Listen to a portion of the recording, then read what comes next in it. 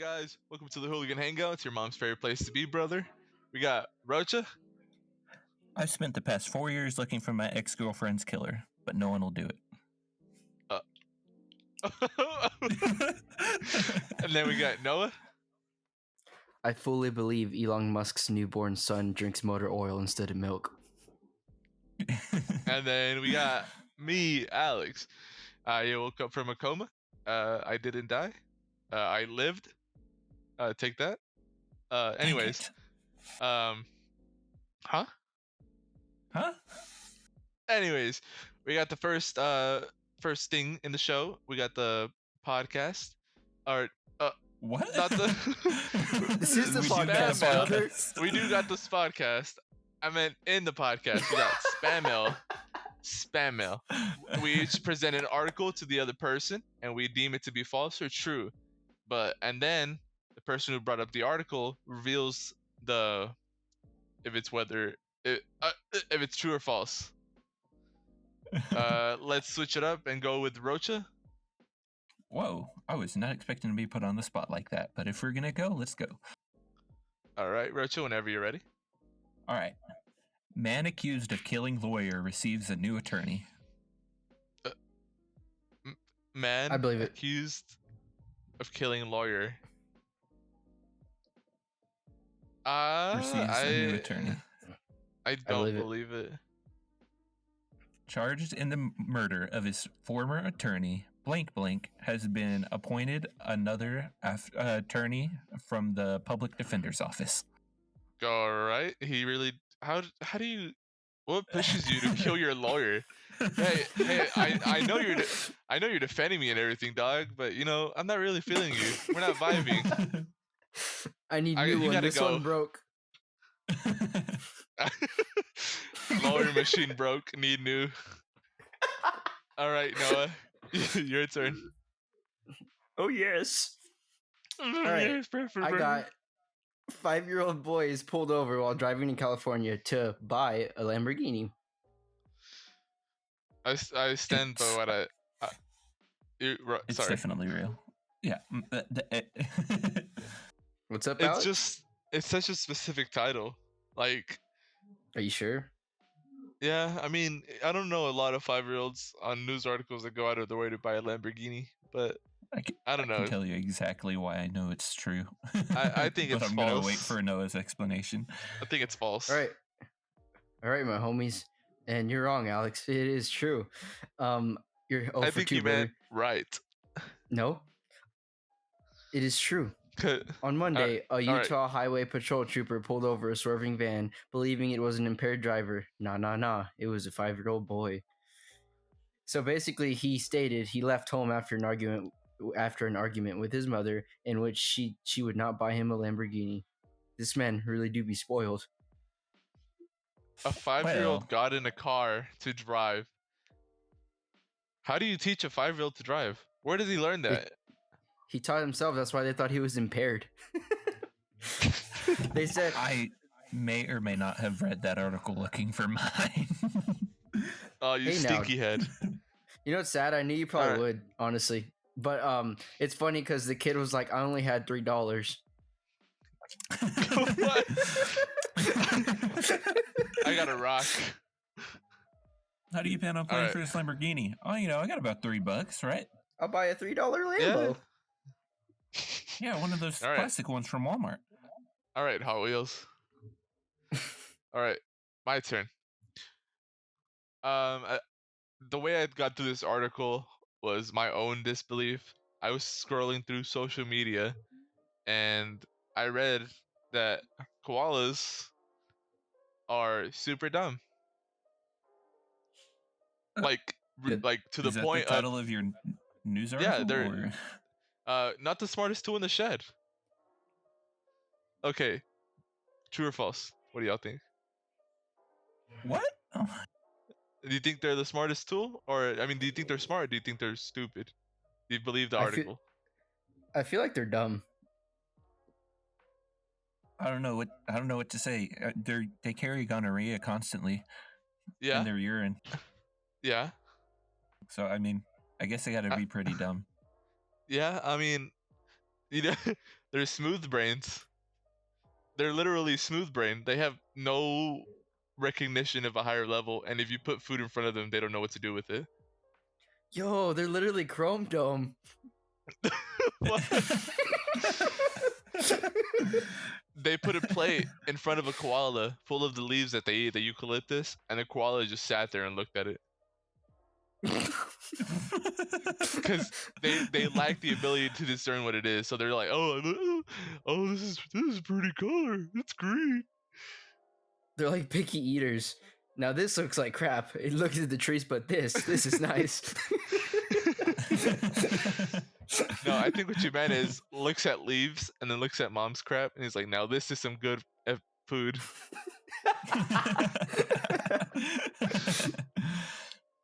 All right. Ooh. All right, we got boys. the next part. You know what time it is? What time is it, Noah? It's news time.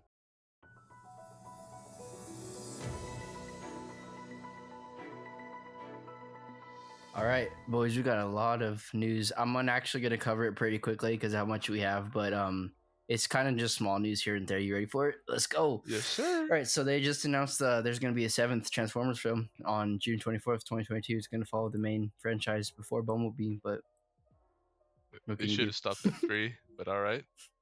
They really should have, right? Maybe the third one. Oh, go ahead, This Richard. last one that they did that wasn't Bumblebee did leave on a pretty big cliffhanger. So I saw it coming. I just was waiting for him to actually come out and say that they were going to do it because they waited a long time since that last one. What, the last night? Right. Yeah, I think that's what it was. I haven't watched it. That's the one I haven't watched.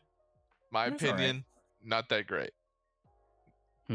It's just too much. Like at that point, I mean, there's certain like movies that I understand that have a lot, which like Star Wars and Harry Potter and books like that. Like it's understandable. But when it's a Transformer movie about talking robots that fell from space and have wars on Earth, 3 movies would have been good enough with me, and they were. But they decided to make 4 more.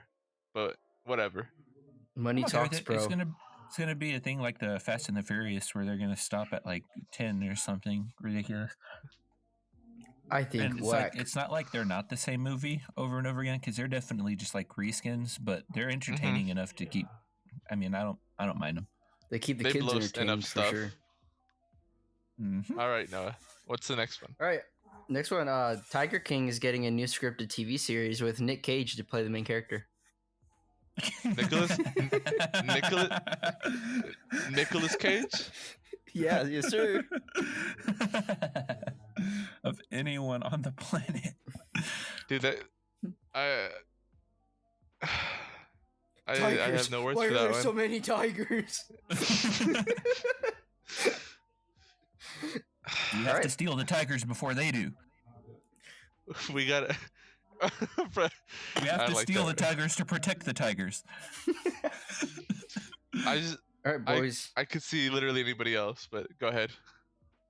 All right. Next up, if you like Twilight, we're getting more. The author of the Twilight books, Stephanie Meyer, just is going to release Midnight Sun, which is a new book in the Twilight series. I kind of don't want to talk about it any more than I do, so let's move on. Bro, I just got done getting bullied for that. Please. Let it die. All right, this is interesting. If you watched our last podcast, we watched and reviewed Extraction. They just released. I can't talk. They just released news that Extraction 2 is official, and Joe Russo is going to return to write it. Chris Hemsworth is supposed to return as well. So, what do y'all think? Don't mind if I do. Yes, sir. And of course, we'll be reviewing that. On that. I think I'm ready to see it. Honestly, I want to see them do the flashbacks because, spoiler alert, Chris died from what we saw. So we'll see. We talked about this last episode. Shh, I know, but I still want to know what they're gonna do. They might have flashbacks, or they might just bring him back, like we said. But we'll see. Anyways, Sam Raimi Productions, which is I believe owned by Sony, and A Quiet Place writers are set to direct a new sci-fi thriller, which I really think they can do pretty solid on that. They already showed that what they could do with A Quiet Place and an original idea. So adding Sam Raimi Productions to it might help them a little bit. A Quiet Place was probably one of the movies that had me on the edge of my seat. Because even I like to talk during movies, which is a really bad habit. But I was quiet during the movie just so the monsters couldn't get me. You ruin the experience if you talk during this movie. Literally. No, to be fair, it's at my house. It's like with my little brother or something, and like they ask questions and stuff. But that's it. Hey, where did that guy go? Yo, shut up. If you watched the movie, you'd know. Exactly. All right. Steve Carell is going to be a part of a new Netflix series called Space Force, and it's from the writers of The Office. Probably trying to replicate some success, but they released their first trailer this week. So what did y'all think? I didn't see it, but I didn't either. Really excited for this. Don't get your hopes up. That's all I gotta say. I've only. Oh man. Y'all showed me The Office when we were out of town, and it was pretty funny. So I really kind of have an idea of Space Force, but we'll see. I'll have to watch it to know. Y'all need to watch the trailer. It looks okay. It doesn't look like, oh, this is gonna be such a great show. It looks okay. You can definitely tell Steve Carell's gonna carry it. Disappointed. But we'll see. I'm not gonna judge it quite yet. All right. So did y'all ever see that movie Bright with Will Smith and Joel Edgerton? It was like in a fairy fantasy. Yeah, it was with like the orcs and stuff, right? Yeah.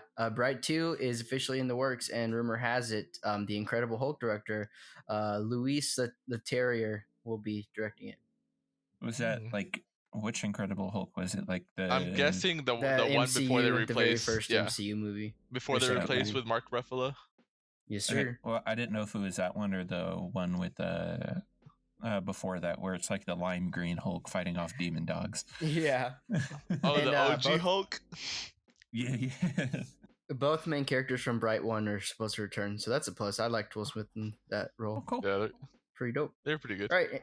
And for our horror fans, the new Texas Chainsaw Massacre movie is set to focus on an older, more grotesque Leatherface who will be pretty built and have like subtle grunts as dialogue. They said it's going to be like pig squeals and stuff. Holy crap. That sounds brutal. I like that. Dude, imagine him running after you, squealing like a freaking pig. I like the way you squeal, boy. Oh God, please stop. I mean, that's another thing. Like Leatherface is like a good horror icon. Like he's recognizable from anything. But there's just so many movies of him, and some of them are just pointless. You know what I mean? But I feel like this movie could like rejuvenate. You know, like Halloween. Halloween was pretty good in my opinion. That's what I was gonna say. I was gonna think if they do it some justice, it will probably be a good movie. All right, next sharks. All right, Chris Pratt is gonna star in a new Amazon series based on a. Chris Pratt is gonna star in a new Amazon series based on the book The Terminal List. Here's a little synopsis for y'all because I didn't know what the book was. Okay, so basically, a Navy SEAL has nothing left to live for and everything to kill for after he discovers that the American government is behind the deaths of his team. In this ripped from the headlines political thriller, I actually think this sounds pretty interesting, like conspiracy kind of crap. Ripped from the headlines. So this is real? It's based on a book. Oh, okay. Be real. It sounds very generic. No, it does, but I'm curious to see what they would do with it. Probably the same thing they've done with the other movies. Chris Pratt's not like a super intense actor either, so I don't. Oh, that's kind of. They're gonna. I feel like with Chris Pratt, I've known him to be as like a jokester in his movies, and I don't know if that'll fit very well if they have it. He's just like the chill dude in the movies. Yeah, that's what I mean. Yeah. So like having him go from chill, kind of funny, to like this super intense, laser focused type character. I don't know about that one. I mean, they did it with John Krasinski. Did it?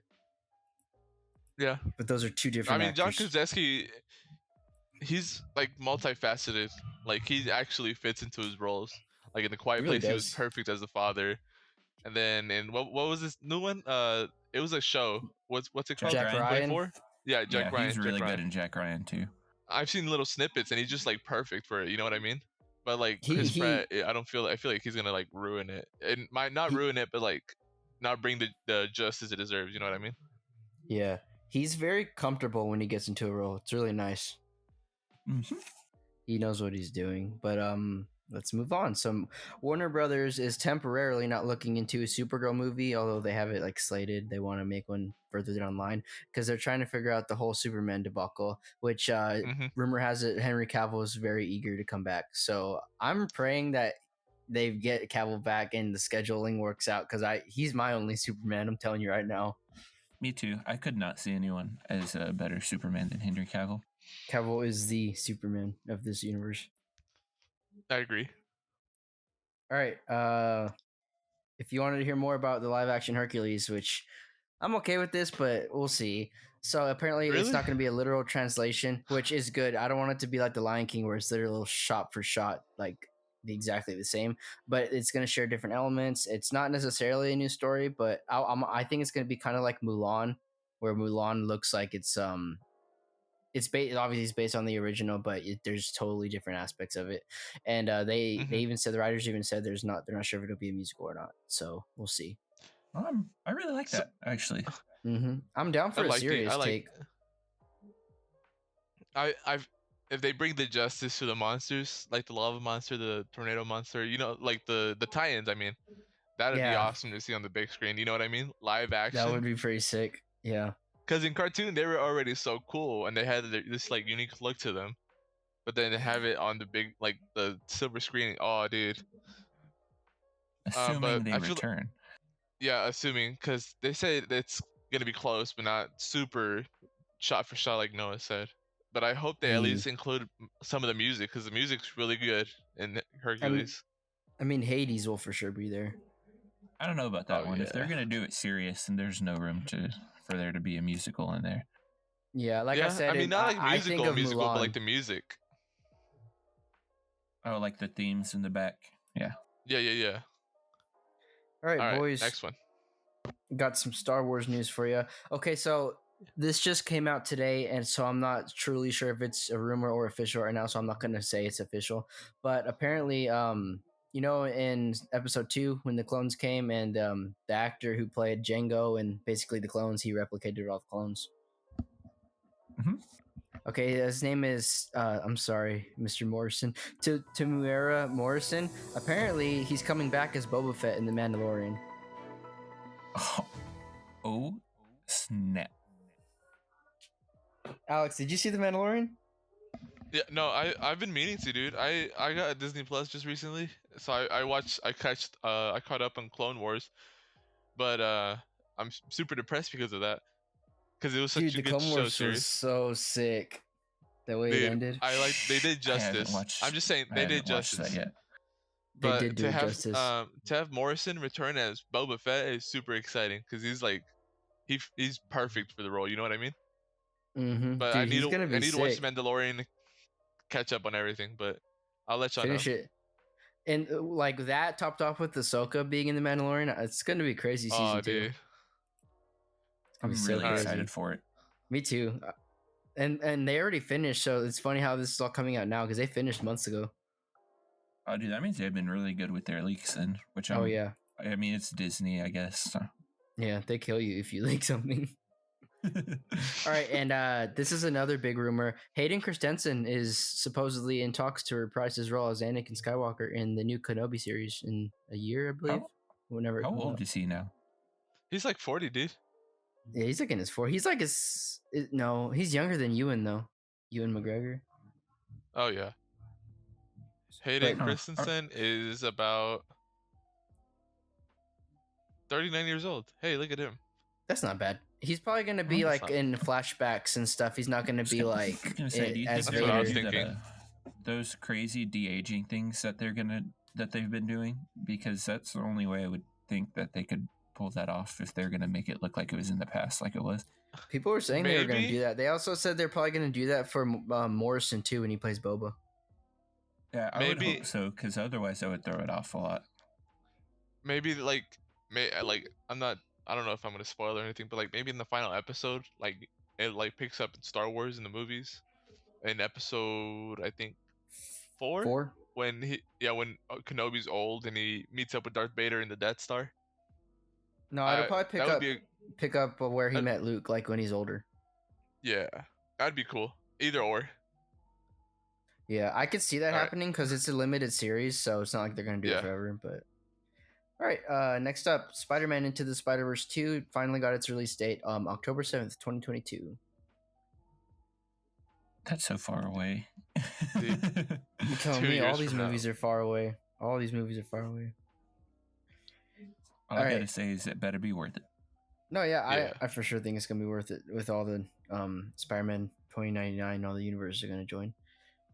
This is the last piece of news, and it's on a new Netflix series that kind of came out of left field for me because I never even heard of it, but it's apparently set to release in the summer, and it's titled Cursed, starring Catherine Langford as the star. Her name is Nimue.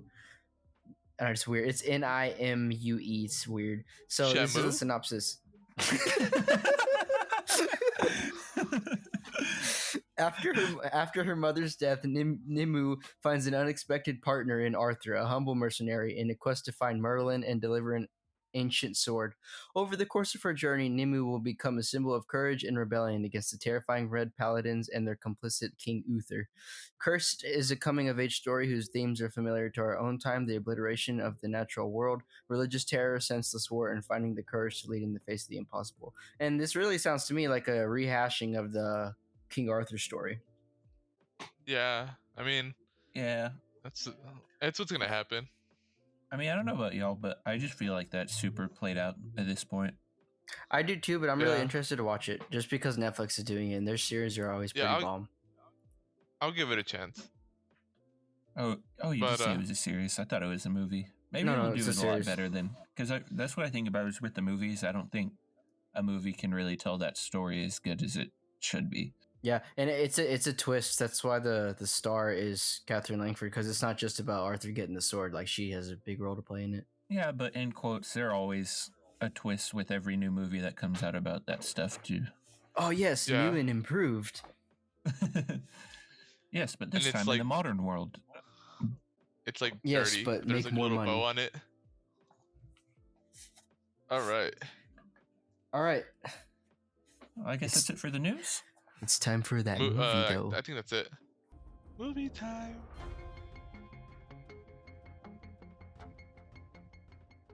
All right, so this week we watched The Platform, which is number 6, or it was number 6 on Netflix. I think it's went down a little bit just because of new releases. It's practically a foreign film. It's a Spanish foreign film, and it's a dystopian thriller.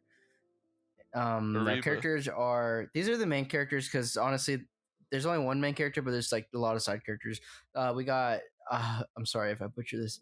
We got Ivan Masagu, which is playing as Goreng, which is our main character, and we got Alexandra Masankei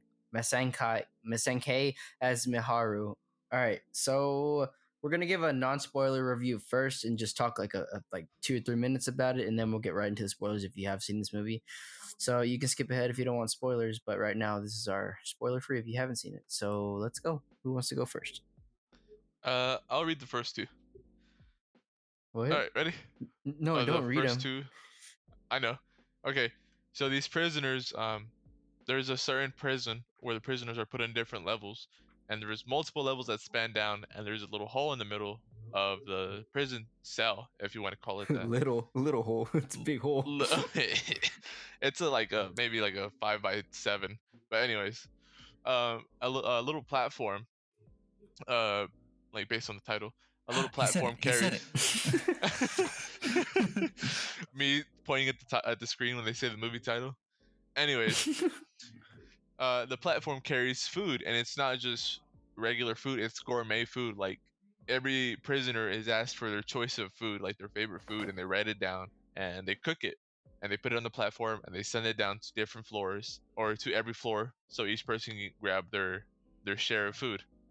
Noah, if you want to go on with this, so I'm not just talking. So I don't think he mentioned it, but this whole prison is vertical. So this platform goes literally down, all the way down to like 200 plus levels. So basically you have all this food, but there's not going to be enough for everybody. There's 2 people in each cell, and they each grab their quote unquote share of food, but people are going to grab more than what they need. So by the time it gets past like level 100 or level 80, there's like almost no food left for them to survive. So they got to do it by other means.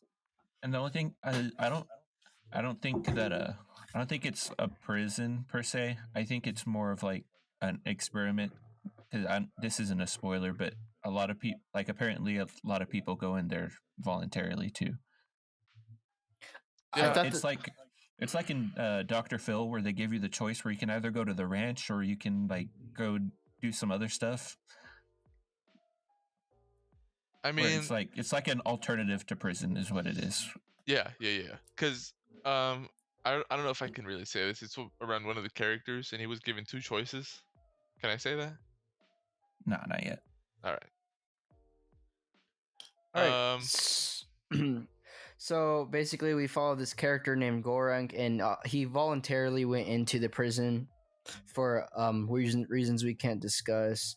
So Gorung, he's a very compassionate character. He's a good person. He wants to do the right thing, and he's brought into this prison because it's not like punishment. He voluntarily went into the prison so that he could achieve a degree, a college degree. We don't know what the degree is or nothing, but it was basically like a trade-off because he was like, oh, this isn't going to be that bad, you know? But I mean, he soon finds out that every month or so you go to a different level, and it can be like the highest level. So it can be like level 3, and you'll get a bunch of food, or it could be like level 230 where you're not going to eat. You are not going to eat for the month.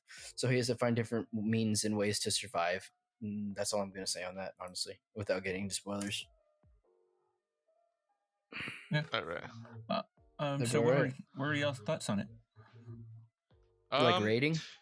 Yeah, like from a non-spoiler way. Like how did it make y'all feel? Like scale of 1 to 10. I'm feeling a strong 8 or 7.5. Really? Oh, we don't do 0.5s. Yeah, we don't do that here. We do not do that here. Either 8 or 7, and I'll give my reasoning in like the spoiler section. All right. Yeah. I gotta say a 6. A 6, honestly. Really? I don't think it's a bad movie. Why would you go that low? I don't think it's original, like its themes, which I'll discuss later. I'll give it an 8 because I think its themes are very original in the way that they tie it to the main character. So hopefully I can convince Noah to give this a higher rating later through. Oh boy, you about to see what movie these themes play off of.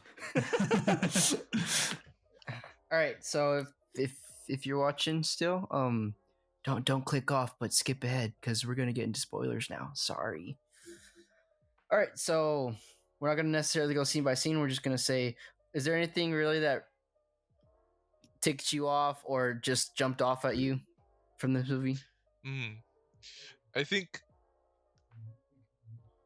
the part that really ticked me off was probably the old man, the old wise man. You know what I'm talking about? The Gandalf of the movie. Like, did his character frustrate you, or was he a character that you just? His character frustrated me. Like, I understood, like, hey, you went to a lower level, you did what you had to do to survive. But when he tied our main character down, and was telling him, hey, I'm gonna strip you of flesh that you don't necessarily need, and I'll try my best to take care of the wounds. I was just super frustrated with, like, oh man, he's gonna end up infecting him or something, or but that's okay, so it wasn't that you like the character brought the movie down, it was just you didn't like the character. Yeah, I was just frustrated with the character. Okay. With morally wise, you know what I mean? Not with the movie. Yeah. That's survival, obviously.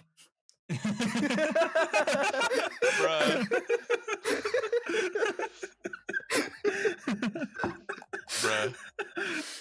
Dude, all right. I wasn't frustrated with this character. I liked him because he was like the wise man, and he wasn't even going to kill him. He even said, he made the analogy of like he's gonna strip him down, but he's gonna be slow. It's gonna be slow, like a little snail, which I thought was interesting because he seemed like a good man, just like because he's just doing what he wants to do to survive. Like he's been there. Like he even said, I'm not gonna kill you. I'm just gonna strip you off of like little tiny pieces of flesh, and then you'll heal over time. Bro, I laughed so hard whenever he was like, "Don't worry, I'll leave your genitals." I'll save those for later. Oh yeah, me too. He was like, not yet. He didn't say save those for later. He was just gonna strip the leg, and then he was like, "I'm gonna feed you a little piece of your own. That way you can survive." He literally said, "I'll save your genitals for later." He basically said, "Don't worry, not your PP." You have lost your PP privileges. It's funny because in my notes as I was watching this this film, as soon as we met, dang, what's his name? Who we were just talking about? I need to see. Hold on. Trimagasi. Trimagasi, yeah. As soon as we met him and he was making all these jokes, I legit retitled my notes. The platform, obviously. Bro, that little quirk, that's what made me like his character. Yeah, no, me too. They actually gave him some backstory and some life. He was in the prison because he was watching ads about what was it called? A samurai sword? A knife. Yeah. Samurai Plus. Sharpened. Samurai Plus. Yeah. It was a Samurai Plus, which is like a knife, very sharpened knife or a knife sharpener, and he went to prison because he was basically fed up with these advertisements and how like they're making him pay, like he's forced to pay because he bought one and then they came out with the Plus, basically what Apple does, right? What happened is he bought a knife sharpener from them that was supposed to sharpen any knife. Yeah. And then the moment he saved up enough to buy that, they released a knife that sharpened itself, so it made his purchase stupid. yeah, exactly. And then, but that's not the funny part. After he said that, I was like, oh, well, why would you go to prison for being angry and throwing your TV? He was like, oh, I threw my TV out the window and then I killed an illegal immigrant, but I went to jail. Yeah, he got like two options. It was either a mental institution or the platform, and he was like, "Oh, you know what? I gotta go to the platform. It can't be platform that bad." Sounds nice. No, earlier I said it was like Dr. Phil, but what I meant to say was it was like holes where he either went to go dig a hole or he would have to go to jail, and he chose that instead. I think that's what I was trying to compare it to. How do you get that from Dr. Phil? Why? Because I really wanted just to send him to the ranch. Oh. All right. Let's not forget another character we forgot to introduce a little before this. That what's it? The lady character, the one who was riding the platform. Miharu, the mom. Yes, the mom. She wasn't a mom. Miharu. That's her name, right? She wasn't. She was a mom. They found her kid at the end of the movie. Yeah, that's what I'm saying. That's not her kid. They never was her kid. No, they never said it was her kid. It was a little Asian girl. It was for sure her kid. No, I read up on it. They said it wasn't her kid. It was a kid that she found because she figured out the system before the main character did. She was trying to get all the way down to the kid, but it wasn't her kid apparently. Okay, I understand. Didn't she say it was her son? She was just trying to do the right thing, basically. Oh, that makes sense. I wonder if it was more of her, like not her literal kid, but it was more of her being a surrogate mother for the kid. Wait, but was it like... That's a good theory too. And then every time she woke up in a different cell, she would kill her cell partner and then ride the platform down. Yeah. Which was crazy. Because she's trying to get that kid to be her cellmate. Yeah. Every single month. All right, let's see here. We explained that. Second woman. We learned just like the classes of society, a lot of people are very greedy individuals, and so that's why the platform system does not work because people will get more food than others. But what I liked was once we got later into the movie, and we start thinking how the main character thinks and how he can kind of break this mechanism or figure it out. It's that you can't do anything about the people that are at the top, like because he was with what do you call it? He was with another character. He was with his cellmate, and they were trying to convince the people at, below them. No. It was the other girl. We'll talk about it in a minute. But he was with his cellmate, and they were trying to convince the people below them to ration their food out, and the people like they obviously weren't listening because they don't care. They're greedy and they want to eat what they want. But he basically said he's gonna smother all of his shit all over the food if they, if they don't do what he says. And so they listen because he's above them, so he can obviously do that. But they can't convince the people up top because they have the power up top to do the same thing if they wanted to. That made me laugh so hard. Me too, because the guys at the bottom, they were like, "All right, man, chill, bro." Watch out, jet! Watch out, jet!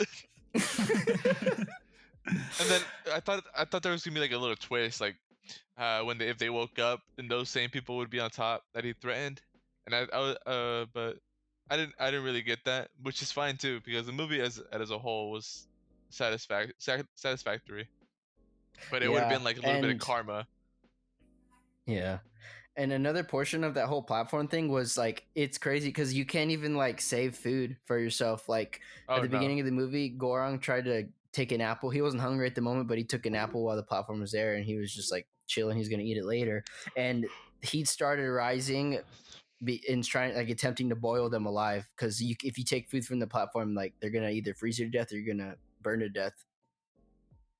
Yeah, that was pretty cool too. I thought it was cool. It's like a form of punishment, basically. Keeps people from being stingy. Yeah. Did we go over that? Oh, sorry. But go ahead. I was about to say, even though that they already are, but that was into my thought. Did we go over that? Goring, the main character, he voluntarily went to prison. Yeah. Okay. So we learned that he went to prison as an exchange. Yeah, we went over it, but he went as an exchange, and he wanted an accredited degree. And you're also allowed to bring one item into the prison. So he brought a book, which all the prisoners were laughing at him for, because you can bring anything. You can bring a knife, you can bring a guitar, you can bring a gun. Yeah, some guy brought a surfboard. Oh, yeah, that's right. That was crazy. One of them brought a pool, and they were sharing it with the cellmate. Oh, dude, cool. funny story. Did you know those are actually the screenwriters of the movie? Really? What? Yeah.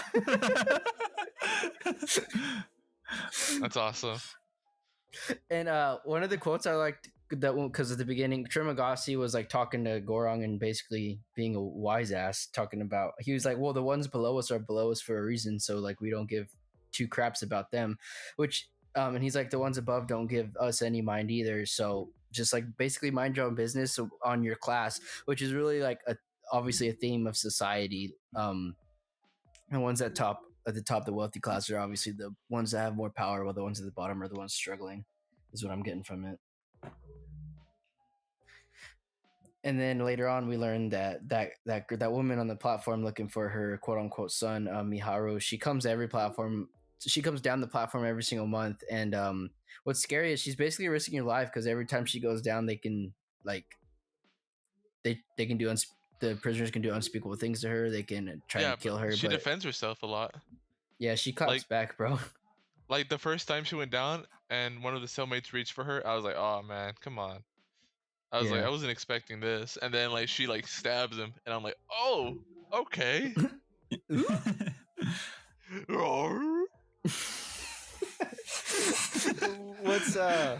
What was fascinating was the way that they move the prisoners, because they actually use what do you call it? It's gas. What do you call it? Yes, just sleeping gas. Knockout gas. Basically, I'm sorry, I'm blanking. I forgot what it's called. Is it Novocaine or is it something else? I think it's something else, but I mean, you might be right. And no, I think that's a laughing gas. That's the stuff that Dennis give you. So after the first month of Gorong's term, every month once you move cells with that, when you knock out and then you move cells the next day for the next month, you wake up with your same inmate, but if that inmate dies, then you'll get a new one the next month. So this is where Gorong basically learns the hardships of living in this platform of this vertical jail, because he wakes up in level 172 and he's tied down because Trimagasi knows that they're not going to eat, so he's trying to be go all cannibal on them. Yeah.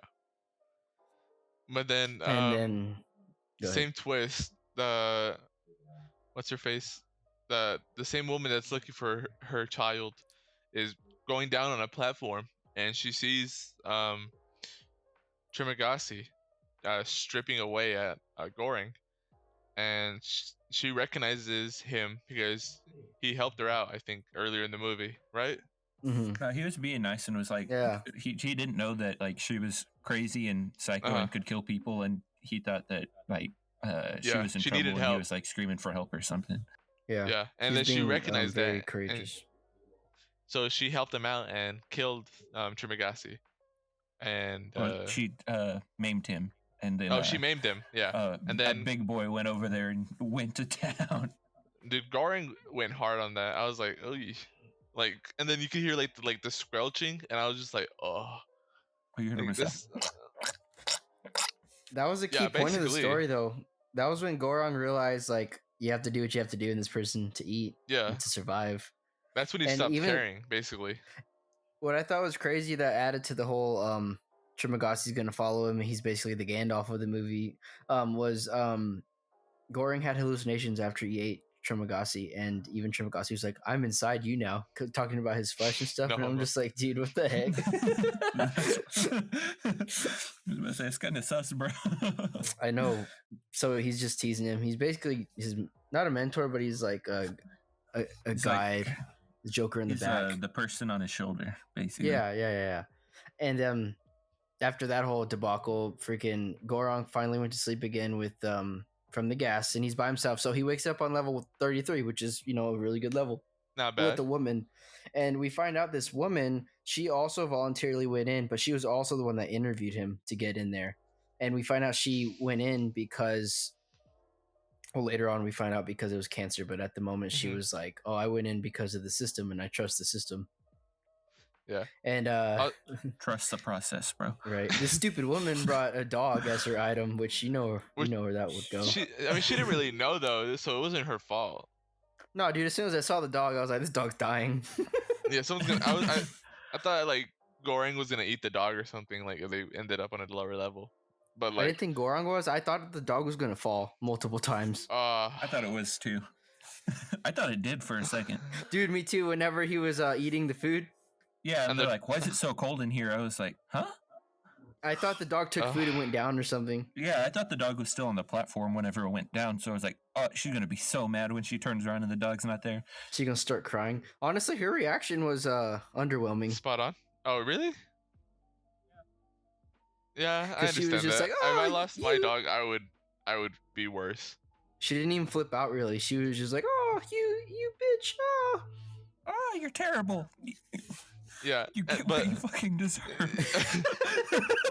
a little detail I thought fascinating in the movie was when Tamagotchi refers to Goring as his little snail, and when he was interviewed, they were asking, "What's your favorite food that you want in the platform?" And he's like, "Oh, I want snails." He said escargot, thank you very much. Not snails. Come on. Escargot. Same thing. Tamagotchi was like, you're my little escargot. 2 errors escargot for me. Okay, so this woman, her name is Imogiri. I don't know how to say it right, but we actually learned a lot more from her because she's actually in the system that did this whole experiment. We learned that from her. There's 200 levels, and there's no children under 16 allowed, and the food is actually an experiment because it can actually be rationed so that there's enough for everybody, which I thought this was interesting because Gorong found that out too, because of when you said he said his favorite food was snails, so that when the platform went down, he found his plate of snails, and so they figured out, oh, all of our favorite foods, we have to take only that, but no, people are hogging more food. Basically, it was one big social experiment. So at the end, they're like, "Oh, it's just a prank, bro." Dude, it's a terrible prank. What was crazy was Miharu went down in her monthly platform trip. She came down to their floor and she saw Gorong, so she was just like, yo, what's up, dude? What are the vibes?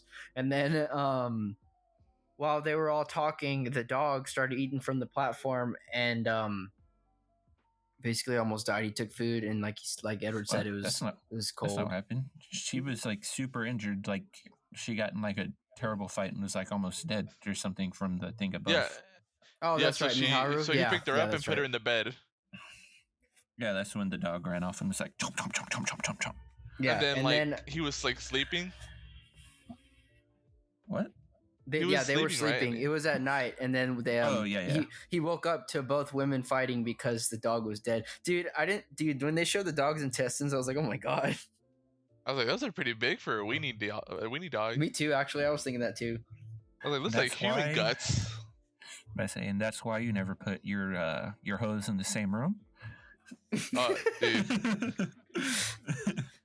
And then Miharu, we found out that she actually came to volunteer on her own, and that's when I believed that. I was like, "Are you sure it's actually her child?" Then, like, I don't know, it was weird to me.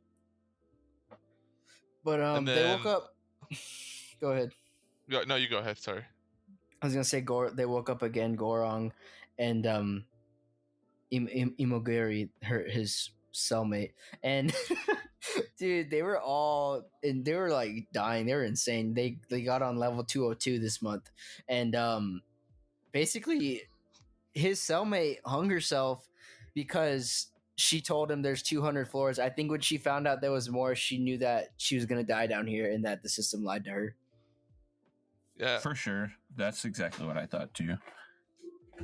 That's what threw me off so bad. Like, they looked up and it was 202, and I was like, oh. Yeah, that's when I was like, dude, yeah, like, oh, for real? So that was a lie. Even Gorong was surprised, dude. He was like, yo, what the heck? And then he looked down and there's like significantly more flows below him. That was trippy. No, and then like he was like, oh, I know how many floors there are. I counted. Oh yeah, that's right. He was like 250. Oh yeah. That was later, yo. Oh, whoops. Yeah.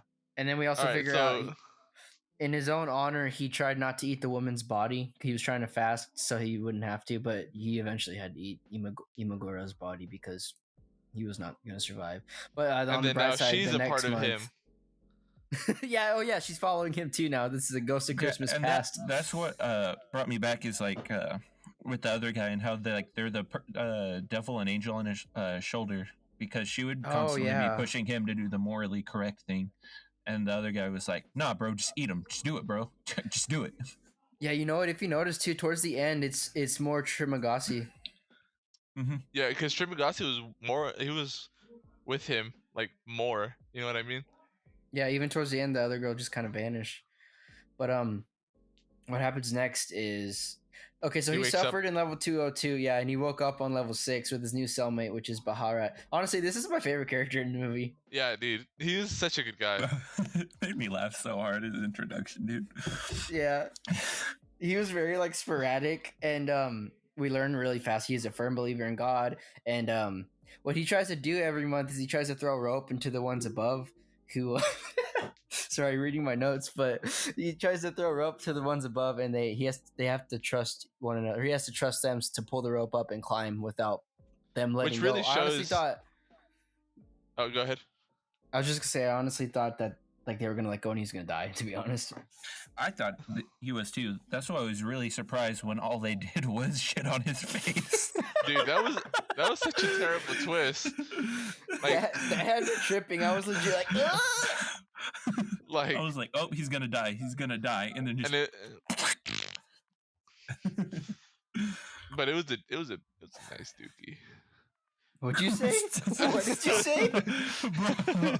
Wait, I mean, anyways, so he is about to fall, but Goring, he like sees him and catches him by the chest. Sorry, I'm stuttering. He catches him. He's like, nah, bro. And so they end up talking, and figuring. He's telling him, hey, this is what we need to do. We're gonna go down, and we're gonna hand out food to every level. Every level is gonna get one plate of food, and they will only get one. If they would get more, they're gonna fail the vibe check and die. So Goring and Barha, they get on the platform when it gets to their level, and they start making plates for people. And one person or multiple people will reach out, and either Baharat. Well, Baharat was more in charge on this situation because he would like break people's heads in with a pole that they had from, it was brutal, but you're gonna eat 3 peas and you're gonna like it. you see this lettuce make I was gonna make a pun, but never mind. Never mind. So they hand out a plate of food to each person, and they make it all the way to like level like 200, and now they're starting to run out of food. But before, hold on, I'm getting ahead of myself. Before they head down further, someone that Baharat knew, an old cellmate, told him to send a message to the administration, which is the administration is the one who's sending the food down. Yeah, who's sending the food and who organized the platform. And he's like, "What's the message?" And he's like, "Here," and he passes him like a dessert, like a little cake thing, and he says, "You send this back to level 0, which is where they put the food on the platform and they send it down." Said, "That'll be the message, because it'll show that everyone did what they were supposed to do." You know? Well, it was because originally going down to that point, they thought the message that they needed to send was, if everyone eats something, then that'll be enough. Yeah. And they got down there, and the man was like, "Hey, man, why are you being so violent? Use your words, use your brains. Feeding everyone isn't the message. Going through every level and still having something intact to prove that more or less everyone was compliant would be the message instead." And so their mission changed from there, and they started to try to talk a little bit more, but there were still a lot of heads being bashed in. Yeah, for sure, because no one wanted to listen. They all wanted to eat. They were either used to eating a lot or they were used to starving, so they wanted food for themselves no matter what. Yeah, and one of the ways this experiment was really flawed was some of the cells, neither of the cellmates were alive, so the platform just kept going. Yeah, and that was the next twist, I guess, is while he was at 202, whenever they started, he was like, "Hey, this is going to sound crazy, but instead of going up, we should go all the way down." I counted while I was on 202. I counted how long the platform stays on each floor. There should only be around 250 floors. So whenever they passed that and they realized that it skipped cells with where both cellmates were dead, they were like, "Oh crap! There's going to be a lot more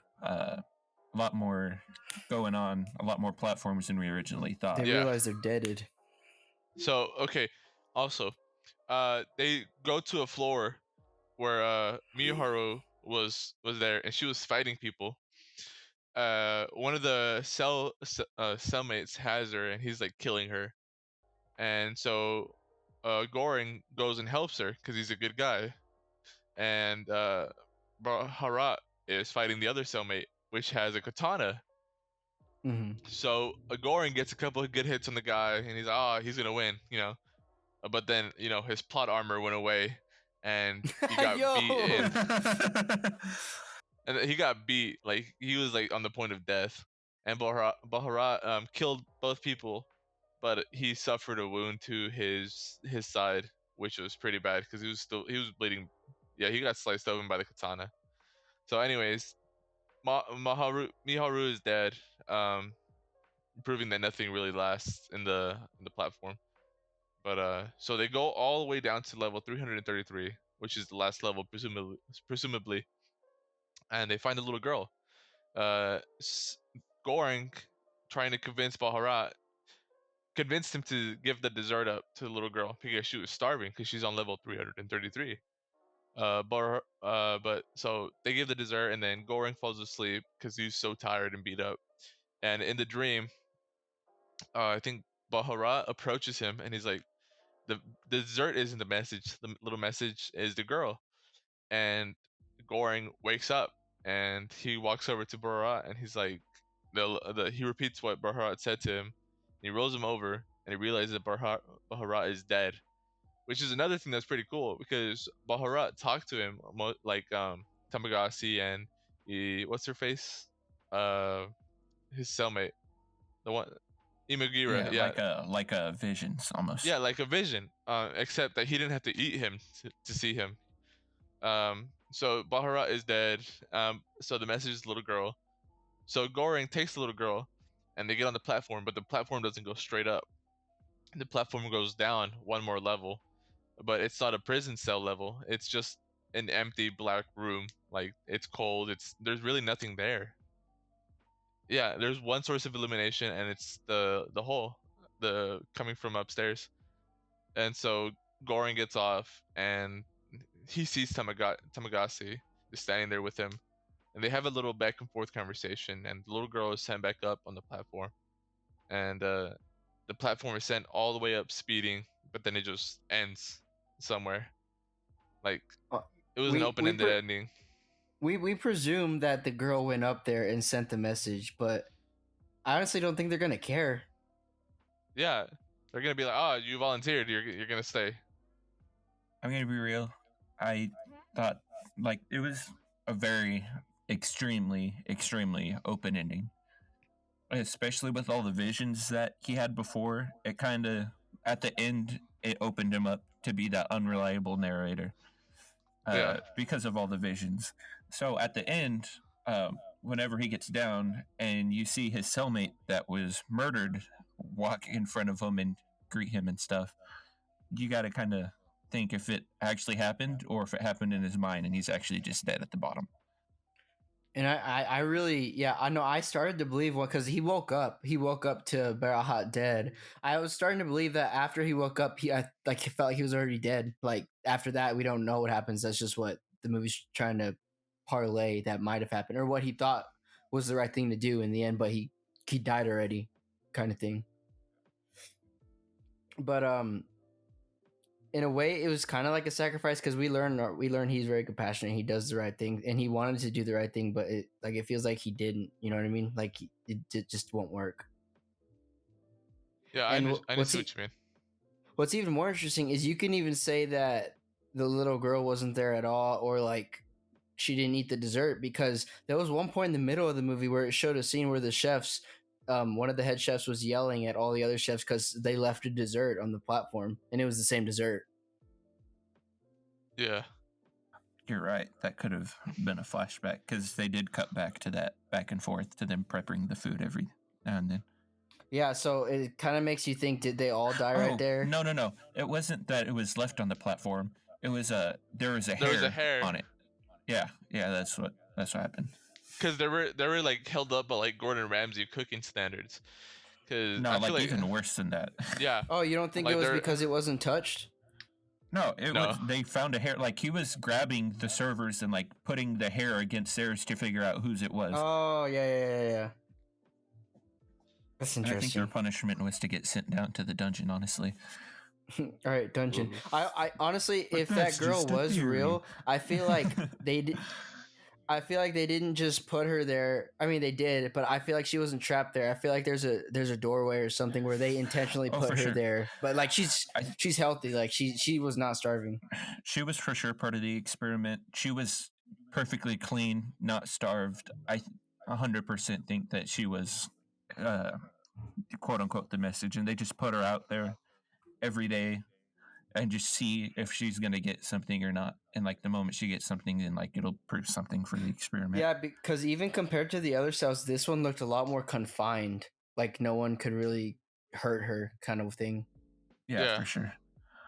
But they talked a lot about the spontaneous solidarity of it all. I never really understood that, by the way. I don't. I was kind of understood the meaning. It's of like that phrase. Like an event happening by itself. Like it's not forced. It's natural. It's like an open experiment or like a natural observation. You know what I mean? Okay. Yeah. I get what you mean now. Okay. Yeah, and then there was also Yeah. Go ahead. Sorry, I was just gonna say there was a little bit of religious themes. Because like they kept referring to Goran as like the Messiah because he's like different than everyone else and he's actually trying to fix things. I thought they kind of made his character look like Jesus too. Oh, you know what? They kind of did, huh? I think they did pretty well on it too. Because like, don't mean to go off on like a religious tangent, but like in the Passion of the Christ movie, like if you were to put like a scene of like that actor. After like the whippings and stuff where his face is covered in blood, if you were to do that side by side, it looks almost identical. Yeah, that was just one of the things that I noticed. Yeah, but the whole moral is like how would humans really react to this? I was thinking about it. I was like, if this was real, how would they react to this? Like, think about the hoarding that's going on right now. How would they react to this kind of crap? Yeah, I was about to say, if anything, what's going around in the world right now is just more proving that this would be exactly how humans react, and is everyone would be greedy and just whatever, you're beneath me. We have we have the few kind souls in our our communities that are willing to lay their lives below others. You know what I mean? Yeah. And I'm not just referring to. I think this did a good job of interpreting that, because realistically in society too, there are far more douchebags than there are the good people. It seems to me, at least. Yeah. I was reading something funny. Talking about the movie, this dude, he was like, so like we never knew what Goreng's degree was, so he was like, what if the guy's degree was supposed to be in culinary and he was gonna work in the kitchen for the platform? Bruh. And one more thing, circling back around to the themes that I was talking to at the beginning too, Noah, is what themes did you feel that were like super played out? Oh, the whole, I get the middle class, lower class things, but it felt a lot like Parasite. If I don't know if you saw the movie, it felt like a lot of different movies that have already done that. Like even the Joker's done that, like stuff like that. I'm not saying they're the same movie, but yeah, and that felt like the thing that really set it apart is, I don't know if you heard what book he brought with him, but he Don brought Quixote? Yeah. Okay. Thanks. Yes. But yeah, and have either of y'all read that before? No, honestly. It's basically about a guy who reads so many like romance novels he goes insane and decides that he wants to be a knight in like a more modern type world. So he's seen as insane, but he does all these noble acts and stuff. So I thought that by them choosing that book, it was kind of a mirror for what was going on in the movie too. That's like, really good, actually. He had gone through so many cells and stuff that he slowly went insane to the point of him reaching the peak insanity where he was like, all right, I'm going to be a knight and I'm going to go down and feed everyone. Mm-hmm. And I thought that mirrored it pretty well. And that's why I felt I gave it a higher rating. And that's why I gave it an 8, because they tied it in with the book really well. Mm-hmm. Honestly, this is why... in a way that I think most people wouldn't understand either. Mm-hmm. I think this is why I like getting into this more, because as we progressively went down, I'm actually going to bump my rating up to 7. Hey. 1 point by 7. All right. I think that's going to do it for the movie, guys. What do y'all think? What's your rating, brother? I'm still sticking with my 8, dude. Okay. I'm sticking with the solid 8 as well. I'm just making sure. Yes, sir. So that was the platform, and give it a go. Give it a watch. Yeah. If it's a very hard rating, hard R rating though. There's nudity. There's bro. You can't say the hard R on radio. Dude, just say rated R. Don't say hard R. Hard R. Oh, he didn't say it again. R. It's rated R, and it's very bad rated R because it's rated hard extreme, and it's very hard gore. Yeah, no. If you can't handle blood, then don't watch this movie. If you can't handle poop, don't watch this movie.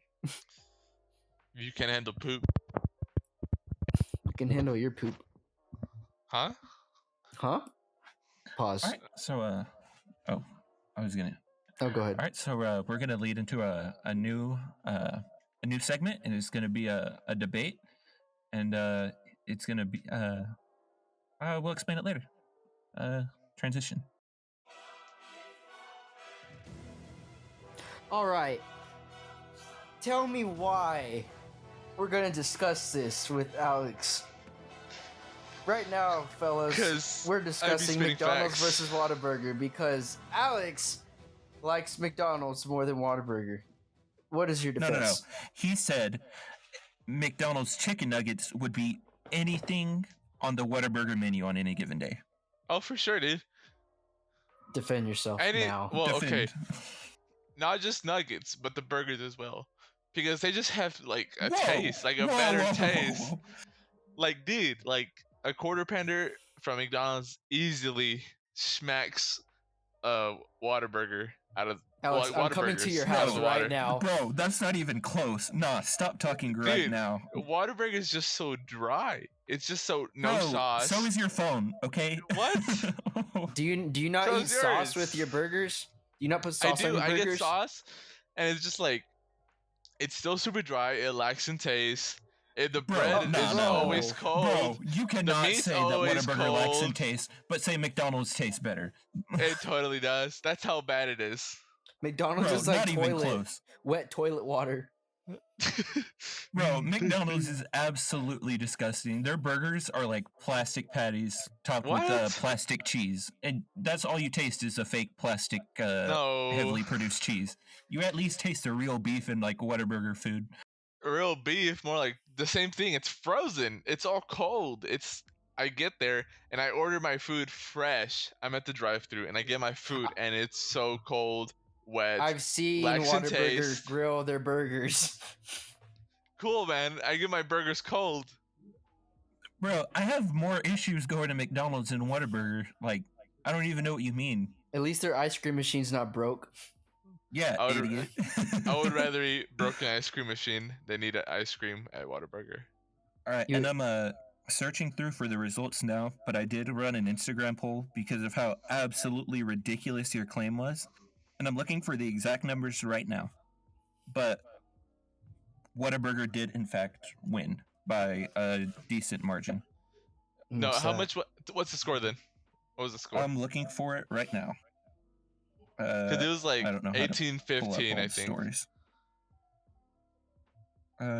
Where do I go to pull up old stories? Go to your Instagram, like your main profile, and then you slide to the right, and then there should be like a stories. Hold on, I'm checking mine right now. So if you go to the left, I see it. Yeah, archive, and then it's that should be stories. 1712. 1712. Oh wait, no, I got a different. Kelsey sent me a DM and said that I meant to put Whataburger instead of McDonald's, so it's actually 18-11. Oh yeah, that's right. Yeah, a few of them actually mistakenly chose McDonald's.